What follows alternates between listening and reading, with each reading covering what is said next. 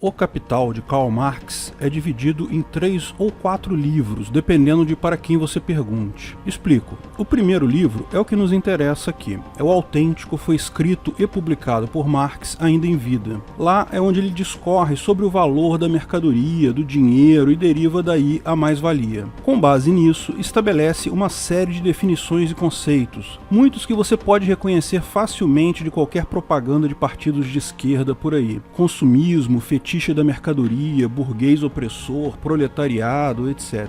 Os livros 2 e 3 foram publicados póstumamente por Engels, o amigo burguês do Marx, que na verdade sustentou ele a vida toda. Segundo Engels, foram escritos por Marx, mas existe uma diferença de estilo notável, e não seria muito estranho que estivessem apenas parcialmente escritos na época da morte do Marx e Engels mesmo tenha os completado. Afinal, venderam bastante e geraram um bocado de grana. Que feio isso, Engels. Dando uma de burguês safado querendo obter mais dinheiro da exata mesma quantidade de trabalho investido. Mas, pior que isso, alguns anos depois foi publicado por um editor um livro 4 de O Capital, que continha várias observações soltas e comentários do Marx sobre vários assuntos, complementando inclusive com escritos de outros economistas em cima disso. Esse quarto livro foi apelação mesmo, colocaram até a carta do Marx para encher volume. E claro, para dar aquela faturada bonita de burguês editor, já que a galera canhota continuava comprando. Comunismo, queira ou não, é mercadoria em alta no mercado. A mais-valia é um conceito central descrito no primeiro livro. Lógico, o Capital não se resume só à mais-valia. É verdade, inclui uma série de outros tópicos. Por exemplo, a primeira definição da palavra capitalismo vem justamente do seu uso no livro O Capital. Embora já existissem algumas poucas referências a esse termo antes, foi na obra do Marx que se tornou tal termo conhecido do grande público, com a sua definição de ser um sistema de organização social intermediário, que, segundo o autor, teve sucesso em tirar o poder do feudalismo e seria uma etapa intermediária que levaria ao comunismo. Ao contrário do que muita gente acha, Marx não descreve o capitalismo como algo absolutamente ruim em um capital. Ao contrário, em alguns pontos, ele o traça como algo melhor do que o que havia antes, o feudalismo ou absolutismo. Porém, algo ainda imperfeito, uma situação intermediária insustentável que, segundo ele, seria substituído ao seu tempo pelo comunismo. O foco desse vídeo será o aspecto econômico, será a mais-valia, mas não dá para deixar de mencionar, mesmo que brevemente, o tal do materialismo histórico dele, que buscava entender a organização social a partir da economia, ou seja, da forma como as pessoas alocavam seus recursos escassos e dividiam o trabalho e riquezas entre si. Segundo ele, isso é o que definia as classes sociais e a organização social como um todo. Ele colocava que, no feudalismo, haviam classes de opressores, os nobres ou senhores feudais, e os oprimidos, que eram os camponeses. Não havia possibilidade significativa de mudança porque as classes sociais eram definidas hereditariamente. Com a Revolução Industrial, esse modelo ruim foi substituído por outro modelo, o capitalismo, em que os donos de capital opressores oprimiam os empregados que trabalhavam na indústria. Aqui também a mobilidade seria impossível porque o capital tende sempre a acumular mais capital, sendo portanto nula ou extremamente pequena a chance de mobilidade social nesse sistema. Aplicando então de forma completamente torta, no meu ponto de vista, a dialética do Hegel, ele imaginava que isso se trata de uma fase intermediária que iria levar à síntese final da organização social humana, que seria o comunismo. De qualquer forma, foi o próprio Marx que elevou à economia o estudo da forma como a sociedade aloca seus recursos escassos ao ponto central da política humana, posto que de fato ela ocupa até hoje. Infelizmente para ele, todas as conclusões do livro são tiradas com base no conceito da mais-valia. Antes de continuarmos o vídeo, aproveite para curtir e se inscrever na página. Clique no sininho para ser avisado de novos vídeos. Mais-valia existe? Poderia existir como conceito, mas do ponto de vista econômico é fruto de uma visão totalmente errada acerca do valor de um bem, reforçada por inúmeros preconceitos derivados da aplicação forçada da dialética hegeliana à situação social no final do século XIX. Portanto, na prática, não existe. Mas vamos entender esse ponto com calma. Como Marx chega à mais-valia? Bem, logo após uma breve introdução histórica que reforça essa visão simplista de opressor e oprimido, todo aquele papo do materialismo histórico e coisa e tal, Marx se propõe a estudar a mercadoria. Mais que isso, ele se propõe a estabelecer o que é o valor de uma mercadoria. Para isso, ele busca as bases nas teorias econômicas existentes então, desde Adam Smith e David Ricardo. Mas ele as altera, é muito importante notar. Então, para entendermos a economia de Marx, precisamos antes entender um pouco da economia de Adam Smith e David Ricardo. Lógico, a teoria deles daria todo um novo vídeo, vou manter o mínimo necessário apenas. Para quem não conhece Adam Smith, ele foi o primeiro economista de renome. De fato, toda a área da economia não era significativa antes dele. Ninguém havia ainda se proposto a estudar metodicamente como o mercado se comporta de uma maneira formal. Embora a ideia da demanda, da oferta já existisse antes, Adam Smith foi o primeiro a extrair a ideia de que isso leva a um equilíbrio que garante que o mercado sempre atua no sentido de manter esse equilíbrio. Essa era a famosa mão invisível do mercado descrita por Adam Smith. E David Ricardo foi o cara que tratou a coisa matematicamente. Embora a curva tenha o mesmo nome e forma que usamos hoje, a forma como eles enxergavam a curva da oferta e da demanda é um pouco diferente da que vemos hoje. A explicação deles era a seguinte: se você vende determinada mercadoria por um valor X, quanto mais baixo for esse valor, mais gente poderá comprar tal produto. Na sociedade, algumas pessoas têm mais dinheiro que outras, naturalmente produtos mais baratos vendem mais. O formato dessa curva vai depender um pouco do produto ofertado, de características da própria sociedade. Alguns produtos têm mais interesse em algumas sociedades, outros menos, mas, via de regra, a curva da demanda funciona sempre assim. Quanto menor o valor da mercadoria, maior a demanda por esta. Mas e a oferta? Do ponto de vista de quem produz aquela mercadoria, a coisa se inverte. Para produzir uma mercadoria, o industrial tem um custo. Ele tem que fazer a conta dos insumos, bens de capital, o valor do trabalho que será usado para produzir aquela mercadoria, o que significa que há um valor base, abaixo do qual não compensa para ele produzir aquela mercadoria. Mas, além disso, o industrial deseja ter lucro com tal venda. Quanto mais lucro, mais ele estará disposto a produzir aquele bem. Além disso, industriais diferentes, pessoas diferentes, têm custos diferentes. Portanto, quanto maior o valor daquele produto no mercado, mais gente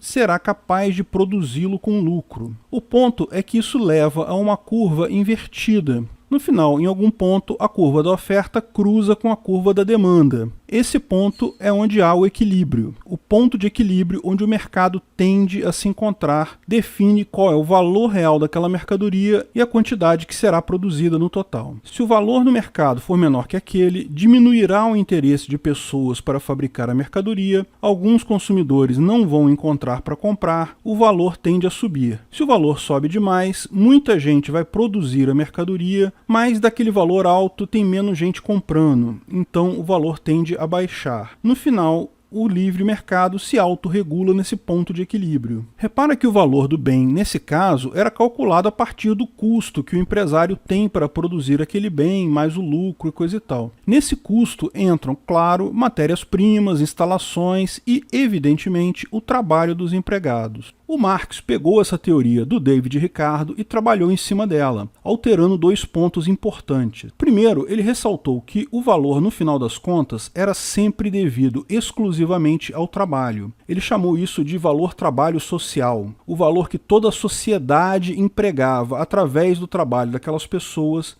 naquele produto. Ele não estava preocupado com o preço de insumos. Ele pensava da seguinte forma: ok, para fabricar o carro, você, empresário da fábrica de carros, compra pneus. Isso é um insumo para você. E adiciona ao custo dos pneus o trabalho dos seus empregados. Mas o pneu vem de uma fábrica de pneus, onde eles vão considerar o valor do insumo deles, a borracha, mais o trabalho dos empregados deles. A borracha, por sua vez, é extraída por trabalhadores. Então, na visão de Marx, não era necessário falar em preço de insumo. No final das contas, tudo o que existia era o trabalho dos empregados. Isso, na verdade, era como David Ricardo também pensava, mas David Ricardo colocava na conta custos como local, máquinas, esse tipo de coisa. Marx encarava o valor do produto como o valor que a sociedade dava àquele produto através do trabalho empregado naquilo. Então é um conceito um pouco diferente. Mas e quanto a terras, recursos naturais, capital para investir, essas coisas que também são necessárias numa fábrica? Bem, Marx considerava isso, os tais fatores de produção, que isso não seria propriamente um custo na visão do Marx, mas meramente uma forma do patrão manter o controle sobre os empregados, visto que sem terras, sem máquinas, eles não poderiam produzir de outra forma. Segundo Marx, esses fatores de produção estão nas mãos dos empresários devido à expropriação histórica, ou seja, devido a erros históricos no passado, da opressão passada, esses fatores de produção ficaram concentrados na mão de alguns poucos capitalistas exploradores. Então, na visão de Marx, nada disso importava, e tudo que levava ao valor de um produto é a quantidade de horas investidas de trabalho naquele produto. Lembra, não existem insumos. Tudo, na visão do Marx, em algum ponto, vem da aplicação do trabalho humano. Portanto, o valor de uma mercadoria é o valor do trabalho aplicado a ela ao longo de todo o processo produtivo até chegar naquela mercadoria. Segundo ele, o dinheiro, ou preço em si, o valor monetário da mercadoria é irrelevante. O valor real dela é medido no trabalho, sendo que o preço da mercadoria são meros artifícios que podem ser descartados, ou seja, o que ele propõe é que fosse adotado um padrão do valor no trabalho que foi usado para produzir aquele bem. E dessa forma, o dinheiro, o padrão monetário, poderia ser descartado.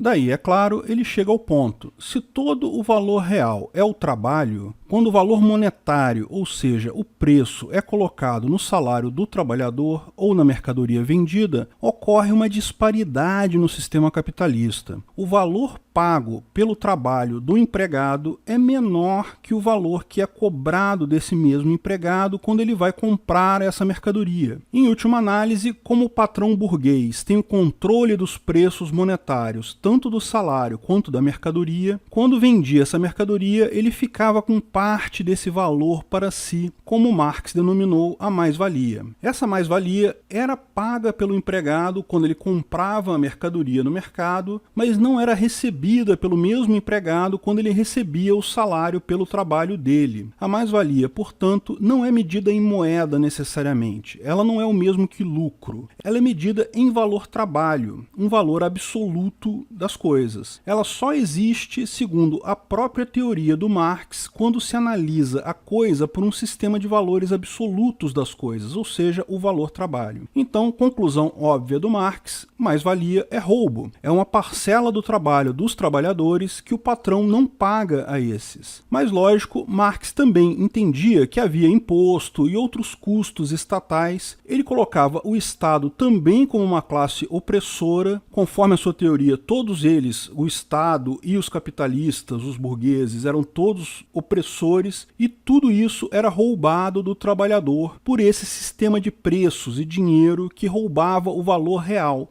o trabalho colocado naquilo pelo trabalhador. Ele entendia que tudo poderia ser abandonado, adotando-se o padrão do valor trabalho simplesmente, o que impediria que patrões e o próprio governo ficassem com essa mais-valia. Daí ele deriva todos os demais conceitos do livro do Marx. O patrão vai sempre ficar mais rico, mesmo que não necessariamente monetariamente, mas em valor trabalho acumulado, porque o empregado entrega o trabalho dele inteiro para o patrão, mas quando vai comprar, acaba não tendo isso reconhecido. Repare que ele não coloca o valor da mercadoria como algo dependente do preço. O preço, o valor colocado pelo patrão que vendia, era apenas uma forma dessa exploração acontecer. Na teoria dele, essa diferença seria crescente, ou seja, o patrão estaria sempre acumulando o valor trabalho dos empregados. Em algum ponto, os trabalhadores se revoltariam, tomariam posse dos fatores de produção, terras, maquinários, jazidas, que, lembra, segundo a lógica dele, eram ilegítimos de qualquer forma, posto que objeto de uma exploração anterior,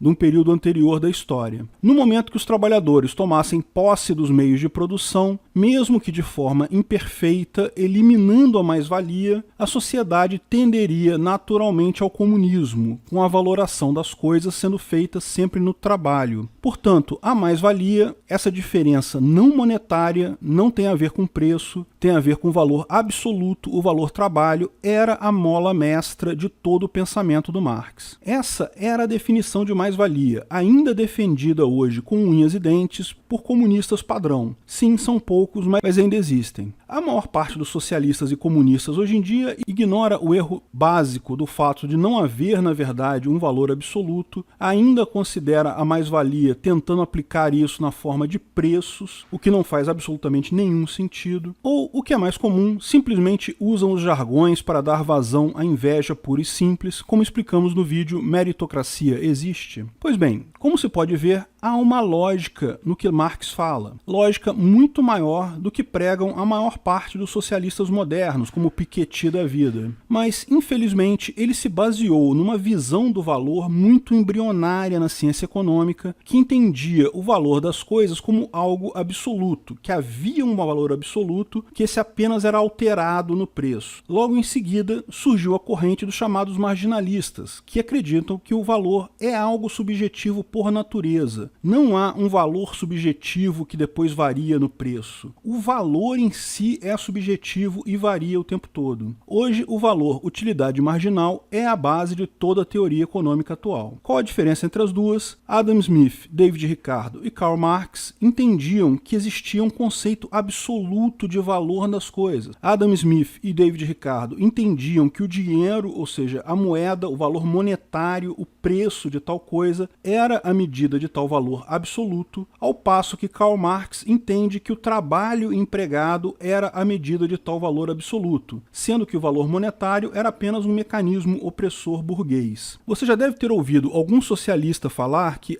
os libertários confundem valor e preço. Pois é, essa era a refutação do Marx contra Adam Smith e David Ricardo. Lembra, lá na origem, liberal era o pessoal que acreditava em Adam Smith e, portanto, que o valor absoluto das coisas era o preço. E os socialistas acreditavam em Marx, que o valor absoluto das coisas era o trabalho e o preço era só um detalhe. Esse povo que fala, vocês liberais confundem preço e valor, parou nessa discussão do século XIX. Essa era a discussão entre seguidores de Marx e seguidores de Adam Smith. Mas a nossa visão atual econômica transcende essa discussão para dizer o óbvio. O valor de uma mercadoria não é algo absoluto.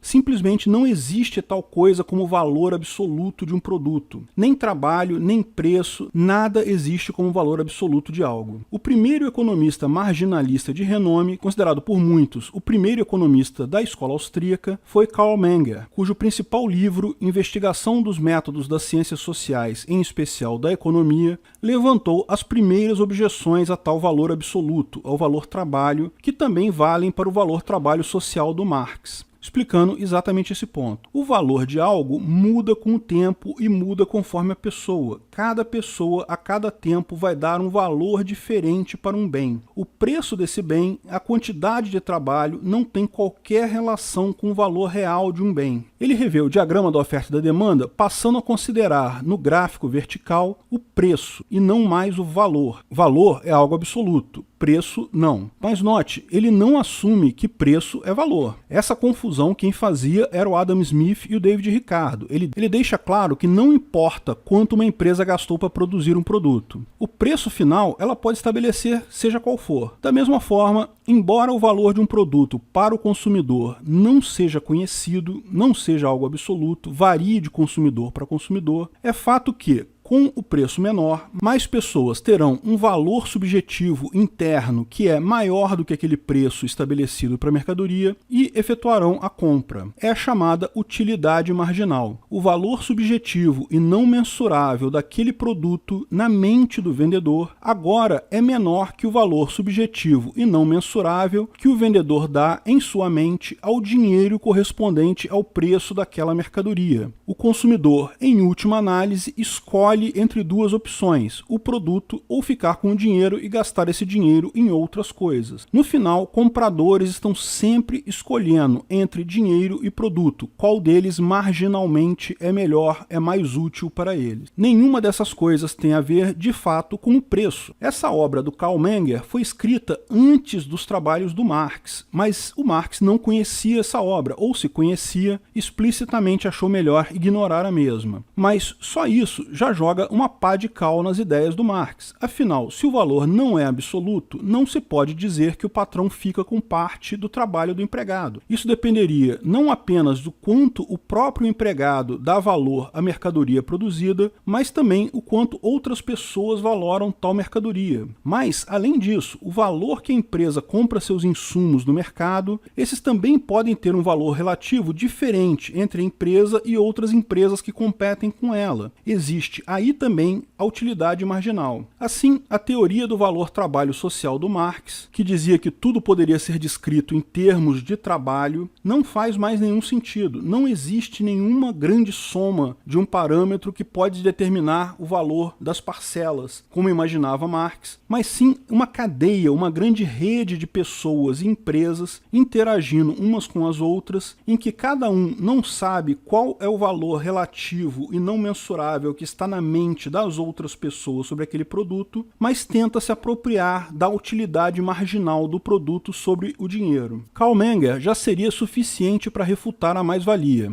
Mas lembre-se, o livro dele foi escrito antes do Marx, então, por óbvio, não busca refutar a ele. Foi Eugen von Bauer que se dispôs explicitamente a desconstruir as ideias do Marx no livro A Teoria da Exploração do Socialismo e Comunismo. Usando as ideias do Karl Menger e outras ideias próprias, o primeiro ponto óbvio que von Bauer ressalta é que Marx assume que há um valor objetivo na mercadoria, com base desde lá de Aristóteles, que assume que, para haver uma troca, deve haver uma igualdade, e se há igualdade, há um valor base comparável. A origem do valor absoluto de Marx é justamente essa afirmação lá de Aristóteles. Mas isso é falso, porque negócios não ocorrem quando o valor pedido pelo vendedor é igual ao valor que o consumidor dá àquela coisa. Como von Bauer assinala, se houver igualdade, há equilíbrio, significa que nada muda. Para haver negócio, é preciso haver desigualdade. Negócios acontecem quando o valor subjetivo e não mensurável dado pelo comprador à mercadoria é maior, não igual, ao valor subjetivo não mensurável dado pelo comprador ao dinheiro necessário para pagar o preço pedido pelo comprador. Essa proposição só já basta para liquidar a mais-valia, porque se não há igualdade, não há que se falar em valores absolutos. Se não há valores absolutos, não há que se falar em decomposição desses valores em valores componentes e, portanto, é impossível distinguir, por exemplo, a mais-valia da diferença necessária de valores para convencer alguém a comprar o seu trabalho e vender o produto dele.